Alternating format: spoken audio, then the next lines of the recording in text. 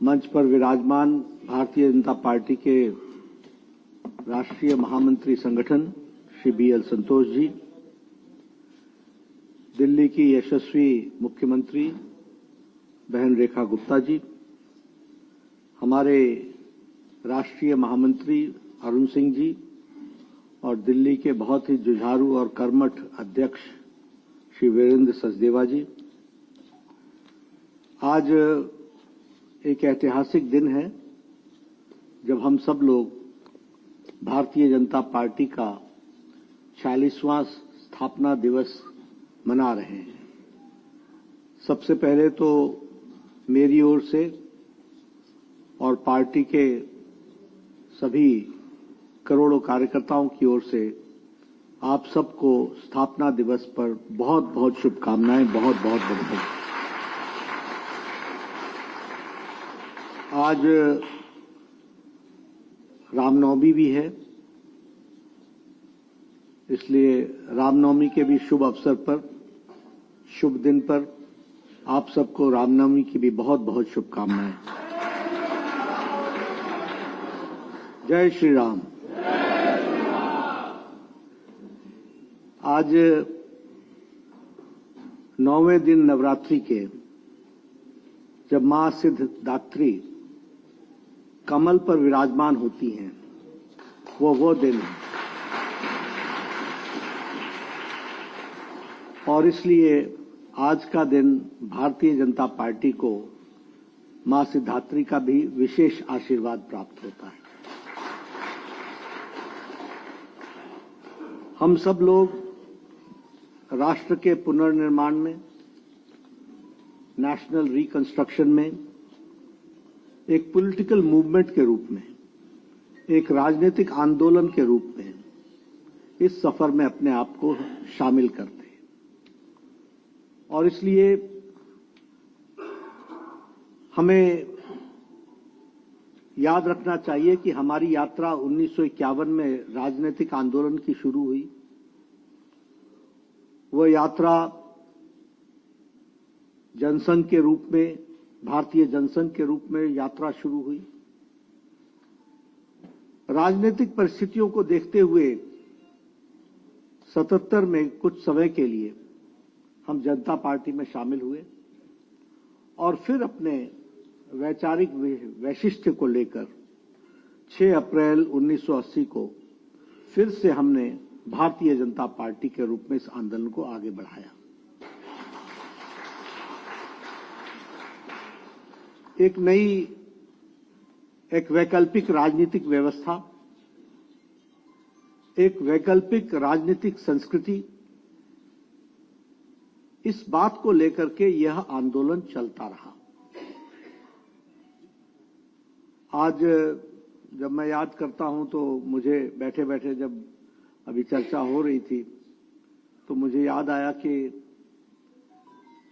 किस तरीके से जब हमने जनसंघ के दिया को अलविदा कहा तो उस समय अटल जी ने क्या वाक्यों का प्रयोग किया था।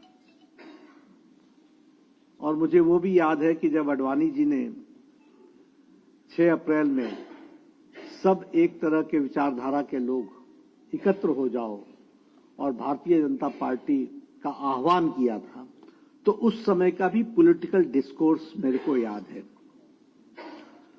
उन दिनों एक इलस्ट्रेटेड वीकली एक मैगजीन होती थी और वो इलस्ट्रेटेड वीकली बहुत पॉलिटिकल और हिंदी में दिनमान होता था।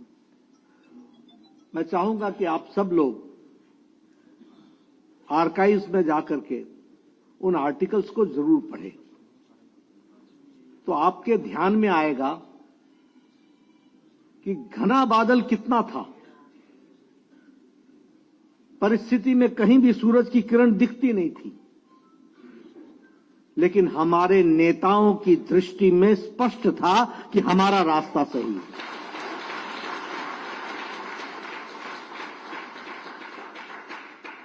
और इसलिए उसी से हम ताकत लेकर के आगे बढ़ते चले गए और आज हम नहीं, हमारे विरोधी भी पार्लियामेंट में भी जब भाषण देते हैं तो कहते हैं ये जो दुनिया की सबसे बड़ी पार्टी है यानी the certificate is not given by us, it is given by them. वो कटाक्ष हमारे ऊपर जरूर करें, लेकिन वह भी इस अलंकार के साथ कहते हैं कि ये जो दुनिया की सबसे बड़ी पार्टी है।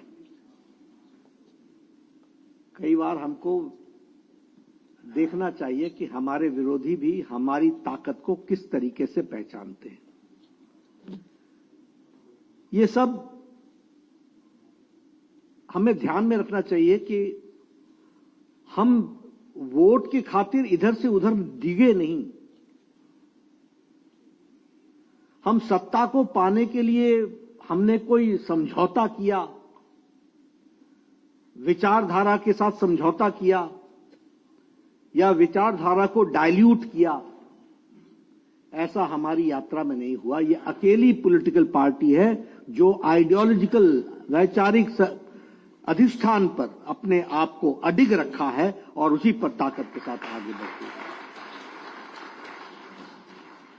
अभी संतोष जी बता रहे थे 1965 में, आज लगभग 60 साल हो गए। 22 से 25 अप्रैल पहली बार दीनदयाल उपाध्याय जी ने एकात्म मानव दर्शन इसका व्याख्यान दिया था। 22 से 25 अप्रैल 1965 और फिर कैलिकट अधिवेशन में एकात्म मानववाद को लेकर के हम आगे बढ़े। हमारा उस समय मजाक उड़ता था, खिल्ली उड़ती थी, ये क्या है तुम्हारा कोई इकोनॉमिक एजेंडा है क्या? क्योंकि कार्ल मार्क्स के चश्मे से देखने वाले लोग एकात्मता में, होलिस्टिक में, इंक्लूसिव में किसी चीज को सोच सके, ये कल्पना से बाहर था। और कांग्रेस धीरे धीरे अपने आइडियोलॉजिकल डाइल्यूशन की ओर चल पड़ी थी।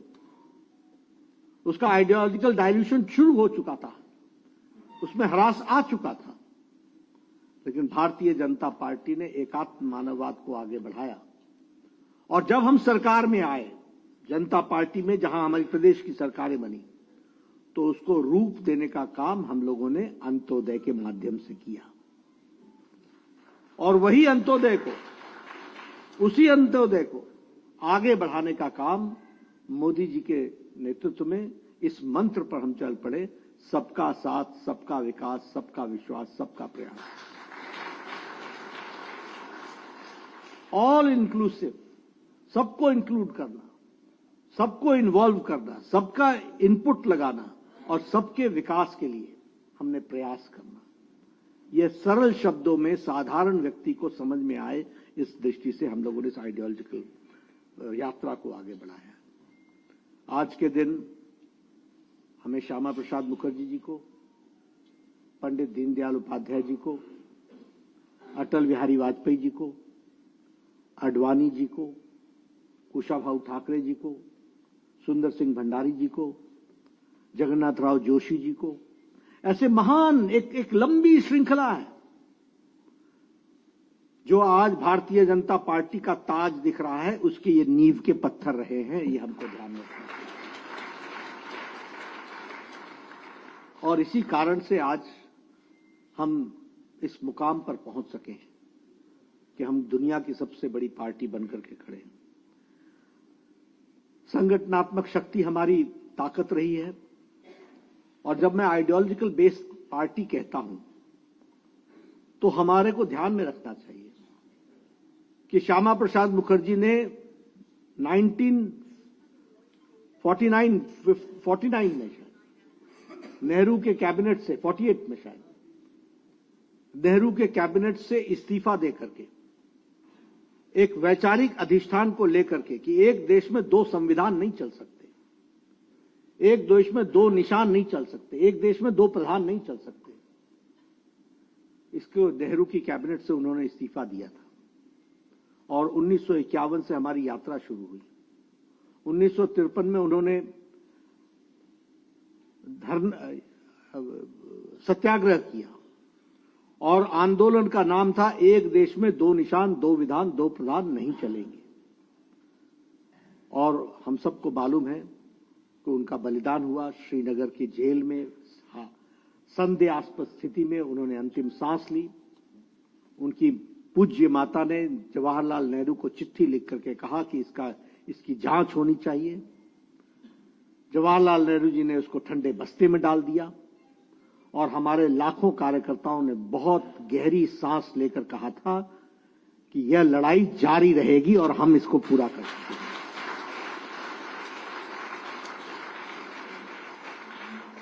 आप देखिए, कहां 1951, कहां 1953 में उनका स्वर्गवास होना, उनकी जान जानी, उनका बलिदान, उनकी शहादत, और 2019 के 6 अगस्त को मोदी जी के नेतृत्व में और अमित शाह जी के रणनीति से धारा 370 को हम धाराशाही करते हैं।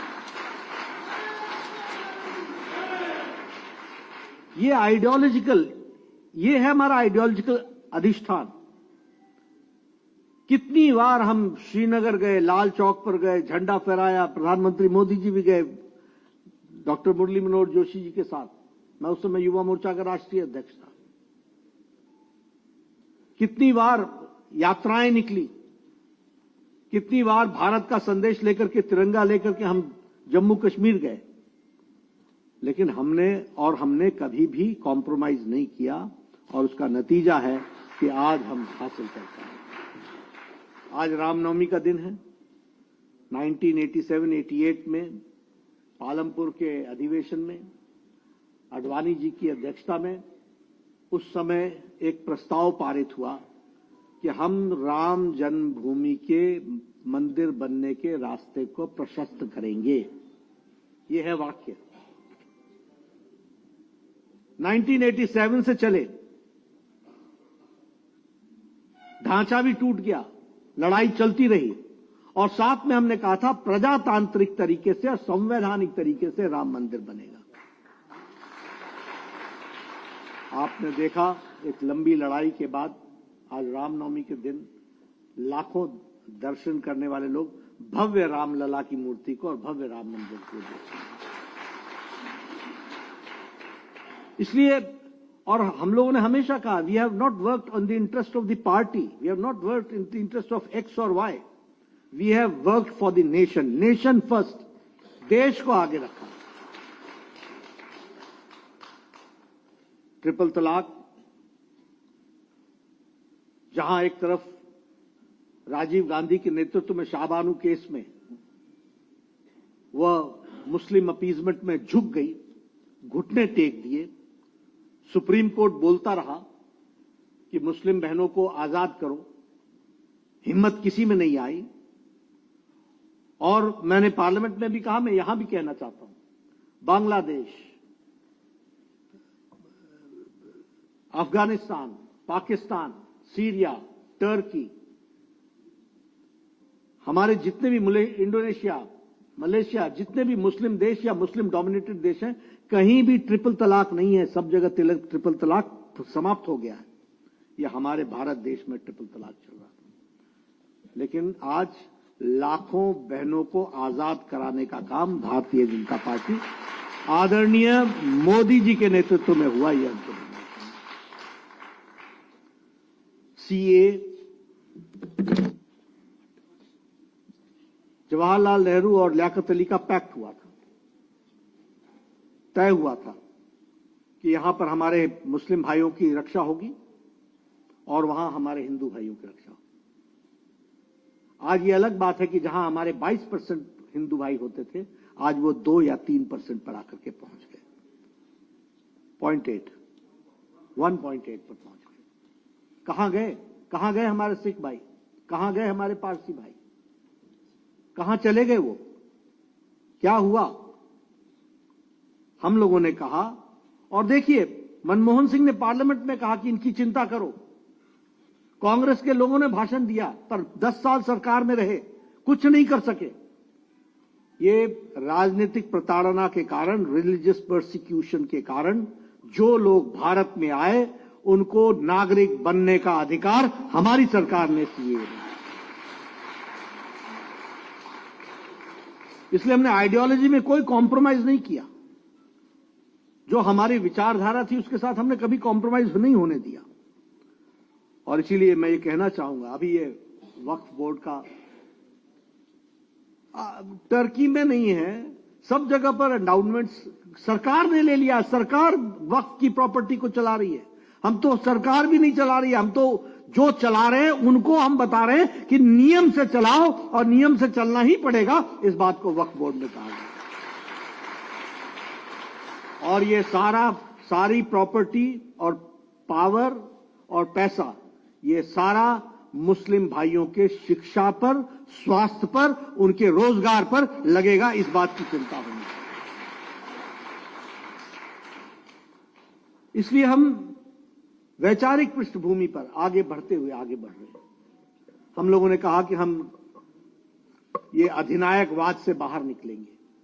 अगर हम कहें तो आज राजपथ कर्तव्य पथ बन गया। सुभाष चंद्र बोस जी की मूर्ति वहां विराजमान हो गई। जॉर्ज का इंसिग्निया नेवी के उससे निकल गया और छत्रपति शिवाजी महाराज का सील वहां पर लग गई। हमारी कोशिश हुई कि जो भारतीय परंपरा, रीति, नीति, संस्कृति के साथ जुड़ा हुआ हमारा इतिहास है, उसको हम आगे बढ़ाएं। और उसमें भी हमने आइडियोलॉजिकली कभी अपने आप को कॉम्प्रोमाइज नहीं किया। इसलिए we are ideological based party, we are mass based party also, ideological base with a mass following. आज हम गर्व के साथ कह सकते हैं कि हमारे 240 मेंबर पार्लियामेंट लोकसभा में, 98 से ज्यादा हमारे राज्यसभा में, 1600 से ज्यादा हमारे विधायक, हमारे 13 सरकारों में विशुद्ध भारतीय जनता पार्टी की सरकार, 7 प्रदेशों में हमारी एनडीए की सरकार। यानी आज भारतीय जनता पार्टी और हमारी विचारधारा में ये करोड़ों करोड़ों कार्यकर्ताओं के द्वारा जो योगदान हुआ है, उसके माध्यम से हम एक आइडियोलॉजिकल बेस्ड पार्टी और मास फॉलोइंग के साथ और कार्डर बेस्ड पार्टी खड़े।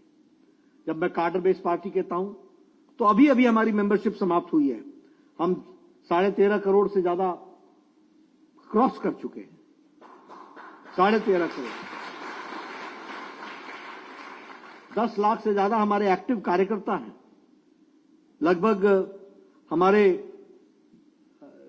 6 लाख बूथ पर हमारे बूथ अध्यक्ष हैं।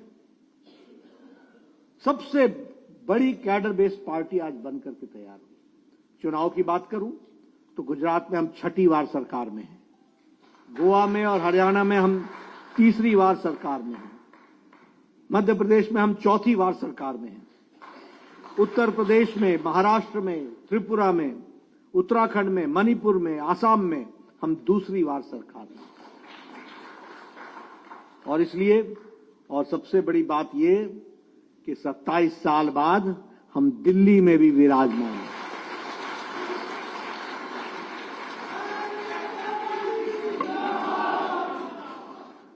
इसलिए मित्रों, यह हम सबको खुश होना चाहिए कि हम जैसे भी भारतीय जनता पार्टी के कार्यकर्ता बने हैं, हम बहुत सौभाग्यशाली हैं।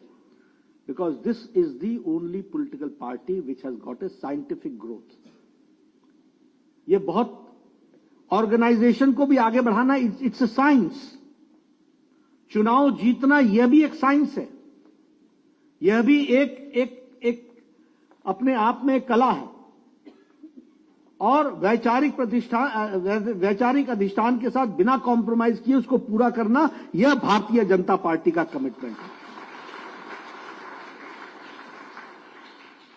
और अगर हम कहें तो चाहे वो प्रधानमंत्री गरीब कल्याण अन्न योजना हो, आयुष्मान भारत हो, स्वच्छता अभियान में हमारे इज्जत घर बनाने की बात हो, या फिर उज्ज्वला योजना में गैस का सिलेंडर देने की बात हो, गांव, गरीब, वंचित, पीड़ित, शोषित, दलित, किसान, हमारे युवा, महिलाएं, हमारे आदिवासी भाई, इन सब की चिंता अगर की है तो मोदी जी के नेतृत्व में 10 सालों में हम लोगों ने की।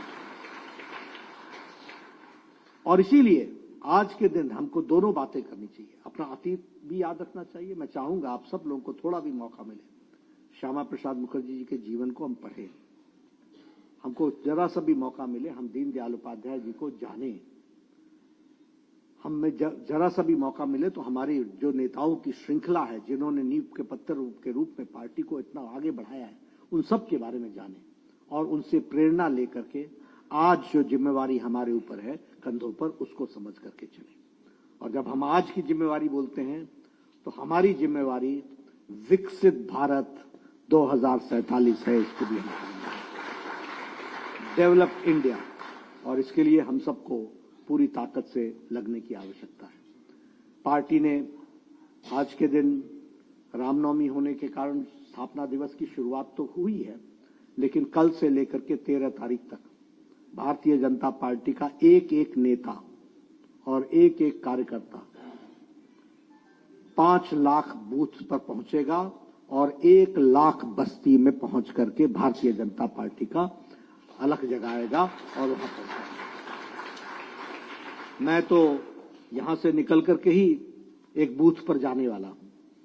मेरा आप सबसे निवेदन है, और जो लोग देश में इलेक्ट्रॉनिक मीडिया से सुन रहे हैं उन सब से मेरा निवेदन है कि भारतीय जनता पार्टी का कोई भी कार्यकर्ता, नेता बिना एक दिन बूथ पर लगाए वो नहीं लौटेगा और 1 हफ्ते के अंदर करेगा। यह एक 14 तारीख को अंबेडकर जयंती है। 14 तारीख से लेकर के 25 तारीख तक 10 दिन तक हम सब लोग संविधान गौरव दिवस भी मनाएंगे और बाबा साहब अंबेडकर जी का जो संविधान के प्रति भारत के संविधान के बनाने में, ड्राफ्टिंग में जो कंट्रीब्यूशन है और उनका जो वैचारिक अधिष्ठान है, जिसको लेकर के लेटर और स्पिरिट में भारतीय जनता पार्टी आगे बढ़ रही है, और किस तरीके से कांग्रेस ने संविधान के मूल आत्मा को कुठाराघात करने का प्रयास किया, इसका पर्दाफाश करने का काम भी हम भारतीय जनता पार्टी के कार्यकर्ता करेंगे। We have to expose that. इसलिए हम सब लोग पूरी ताकत से लगें और इस काम को आगे बढ़ाएं। एक मेरा और निवेदन है कि आप जब बूथ पर जाएं तो वहां कोई भी ढूंढ करके कोई जनसंघ का कार्यकर्ता हो, कोई भारतीय जनता पार्टी के स्थापना काल का कार्यकर्ता हो, बुजुर्ग, उसके घर जरूर जाएं और उससे मिल करके आएं और उससे भी चर्चा करके आएं। ये मेरा आपसे निवेदन है। मैं आज दिल्ली में एक मेयर, पूर्व में रही मेयर, 93 वर्ष की उम्र की भारतीय जनता पार्टी की कार्यकर्ता है। वैसे तो उनको भारतीय जनसंघ की कार्यकर्ता के 98 वर्ष की, उनसे मैं मिलने वाला हूं। लेकिन मेरा निवेदन है कि आप सब भी पुराने कार्यकर्ताओं के घरों में जरूर जाएं और ऐसे नहीं कि जाकर के आ गए बस हो गया टिक मार, नहीं, पूरी बात सुननी है, उनको समझना है, उनको जानना है, उनसे पूछना है, उनके समय की बातों को समझने की जरूरत है। यह करने की आवश्यकता होगी। आप सब लोगों को स्थापना दिवस पर बहुत बहुत शुभकामनाएं। नई ताकत, नई उमंग के साथ हम चल पड़े और विकसित भारत को हम हासिल करें। इन्हीं शब्दों के साथ धन्यवाद। माननीय राष्ट्रीय अध्यक्ष जी के प्रेरणात्मक उद्बोधन के लिए